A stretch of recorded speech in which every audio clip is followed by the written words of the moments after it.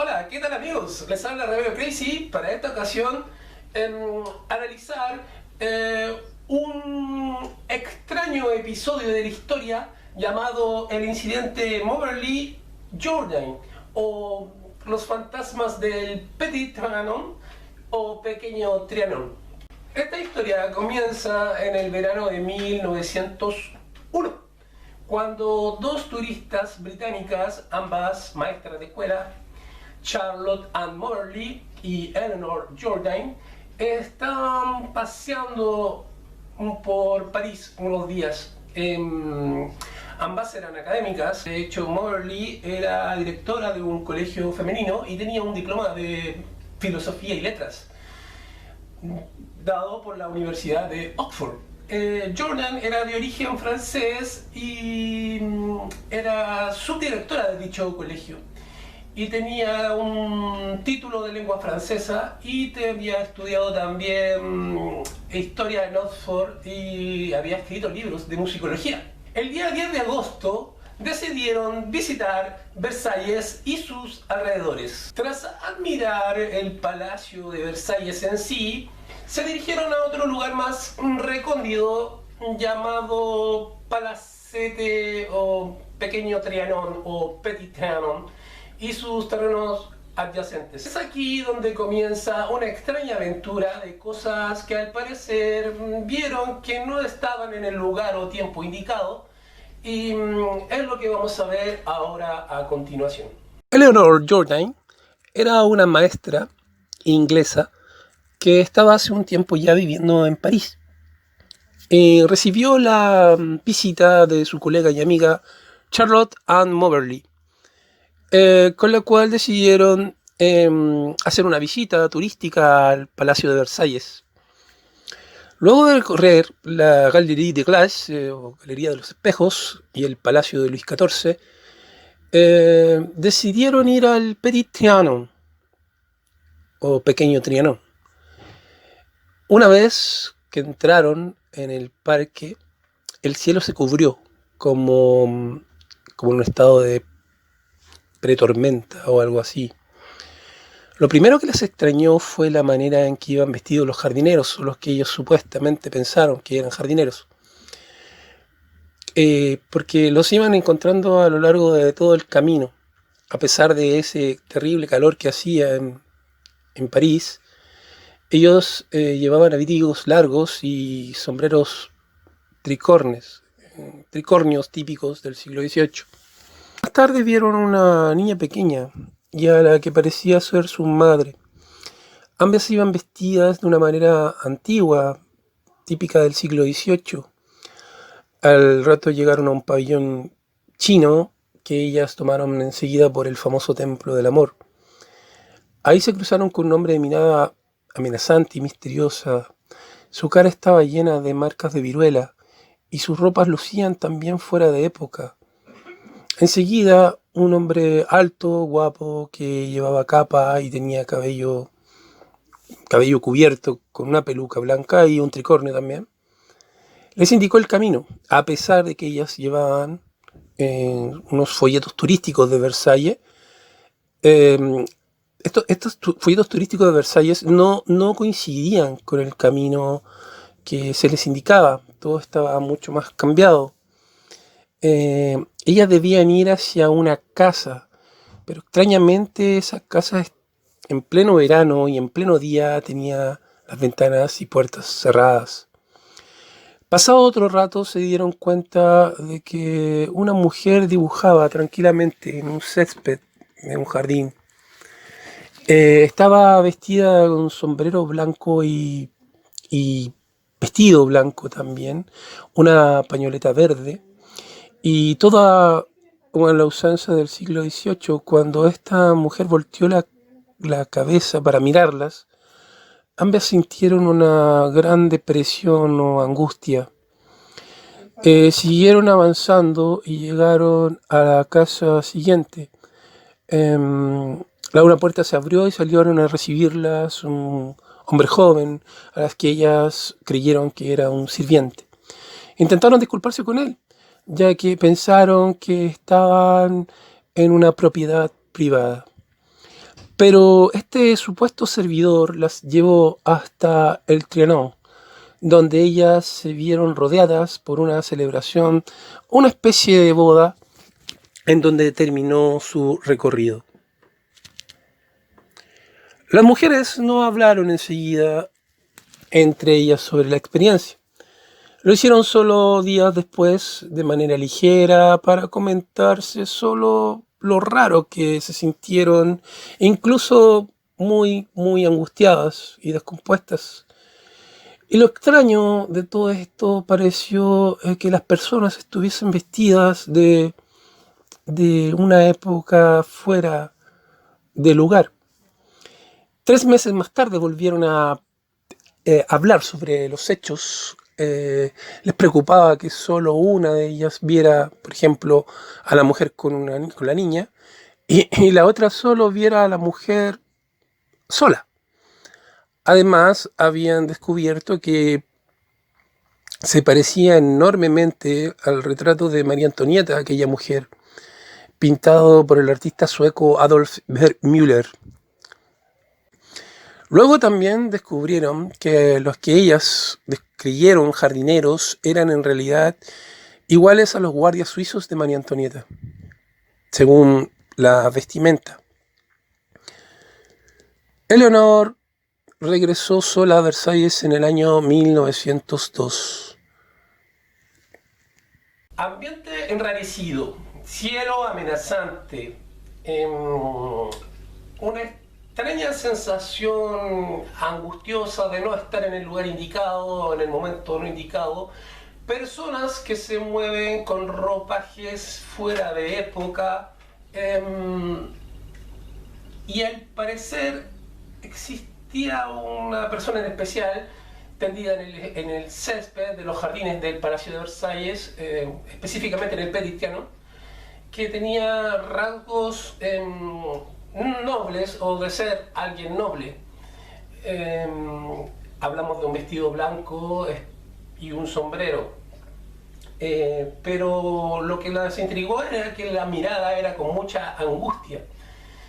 Todo este tipo de cosas nos hace ver que quizá estaban experimentando una especie de dislocación espacio-temporal o que simplemente fuera su imaginación y el bochorno del día. El hecho no deja de ser raro porque luego Eleonor volvió a Versalles, primero sola y luego volvieron ambas.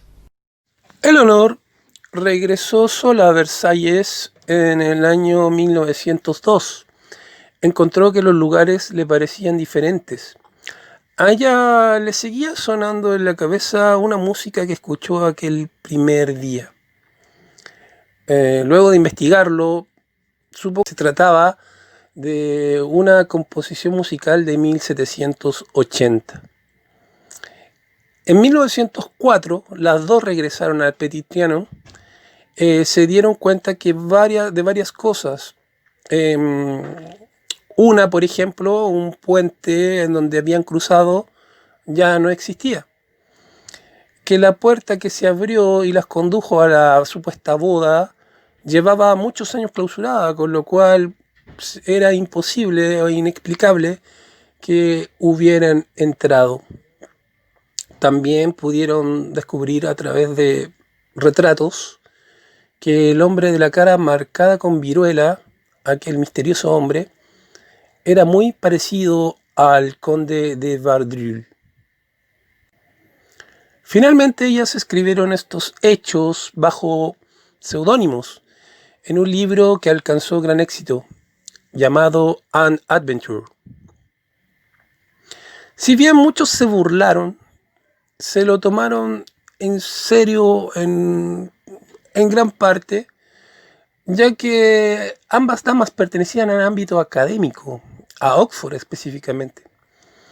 Quienes creyeron a pies juntas el relato, digamos, concluyeron que las mujeres habían tenido acceso de alguna forma a una especie de salto a la memoria de María Antonieta, en días particularmente cargados de emoción, E incluso Eleonor supo que María Antonieta estaba en el Petit Trianon el 5 de octubre de 1789, justo donde ella lo había visto en aquel jardín. Quienes desestimaron lo ocurrido aseguraban que las mujeres en realidad se habían encontrado con actores vestidos de la época y que el malestar que ambas sintieron se los había provocado el bochorno del día. Vale destacar que las amigas y colegas insistían en que habían visto elementos del siglo XVIII que ellas ignoraban que existían antes de las investigaciones, digamos. Además, el incidente del Trianon no era ni su primera ni su última visión paranormal. En los años 50, la parapsicología francesa retomó el caso. Le llamó la atención que las dos decidieran mantener el anonimato y que hayan sido personas reconocidas por la academia. Las Fantasmes du Trianon se publicó en 1956 con un prefacio de Jacques Cousteau.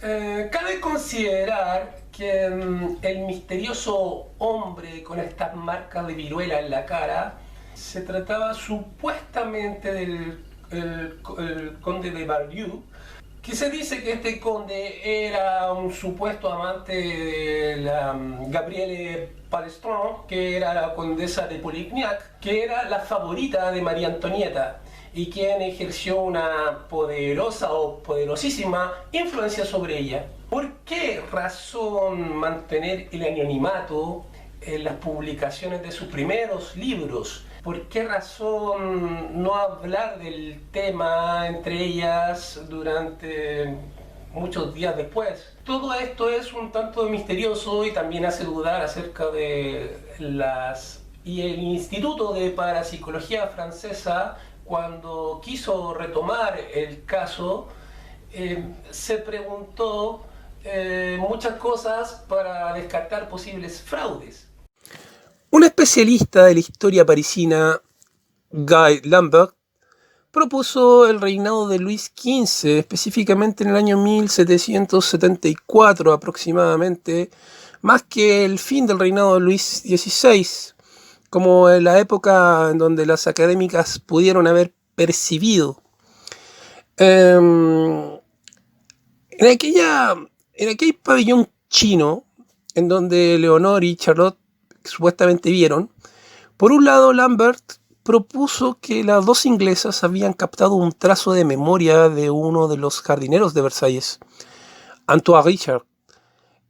Por otro, Frank Ferrand,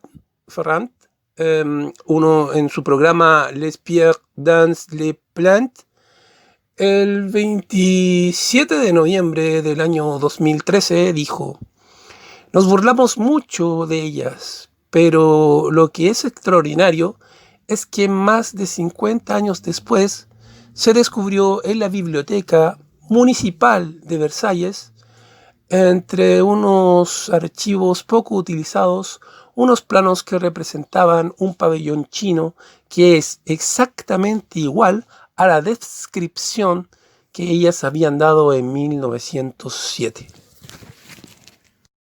Guy Lambert propone el reinado de Luis XV entre más o menos el 1774 y no el de Luis XVI, como la época donde las académicas podrían haber visto o haber sido testigos de estos fenómenos. El llamado pabellón chino o templo del amor, Lambert propone que tuvieron que haber tenido alguna especie de acceso a la memoria de uno de los jardineros. Pero lo más extraño es que después de casi 50 años después de su publicación oficial en los años 50, como Los Fantasmas del Petit Trianon, se pudo descubrir en la misma biblioteca municipal de Versalles unos archivos en donde aparecían los planos que representaban el pabellón chino o templo del amor, que era exactamente igual a la descripción que las maestras dieron en 1907. A este fenómeno podríamos considerarlo de distintas formas y verlo de distintas maneras. Podríamos decir que se trató de una especie de autoengaño, podríamos decir que era psicosis colectiva de ambas. Tal vez entraron en un lugar donde habían representaciones históricas con personajes o actores, pero en aquella época no estaba de moda tampoco hacer eso. Podríamos decir que también puede ser producto de su imaginación, que ambas estaban tan impresionadas con el lugar, porque era Versalles. Es como, digamos que si tú vas a Roma y ves el Coliseo, casi puedes sentir, no sé, gladiadores en la arena o algo así. Esto es como, digamos que podría decirse similar, en donde llegas a Versalles y ves a mucha gente con peluca, no lo sé, después que te lo puedas imaginar.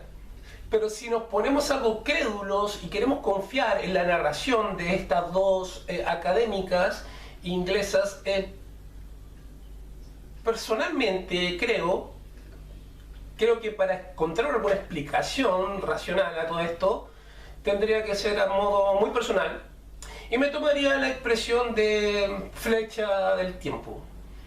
La flecha del tiempo fue una expresión acuñada en 1927 por el astrónomo británico Arthur Eddington.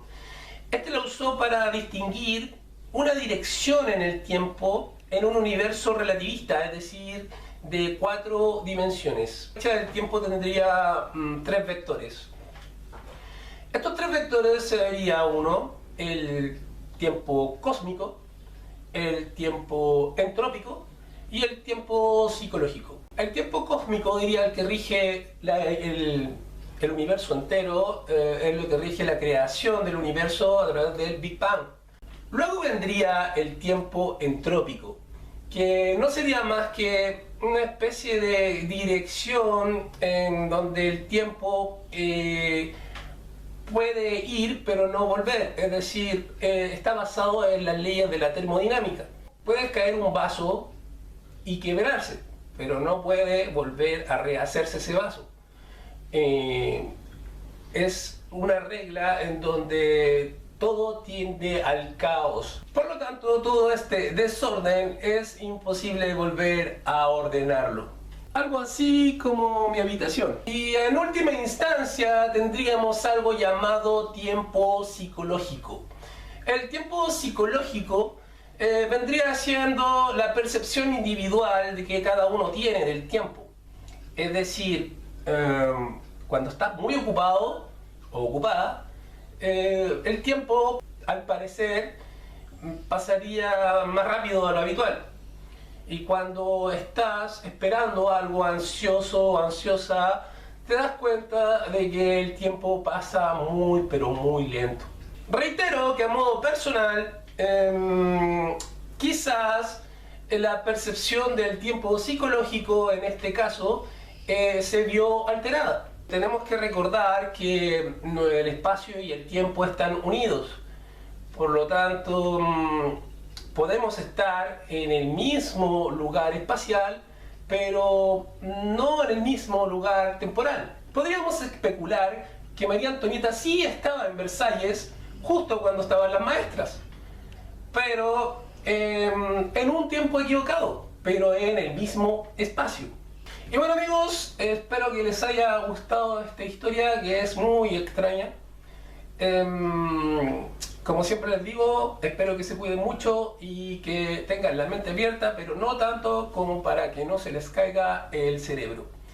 Descansa, planeta Tierra, donde quiera que tú estés. Les ha hablado una vez más Ravelo Crazy. Hasta la próxima.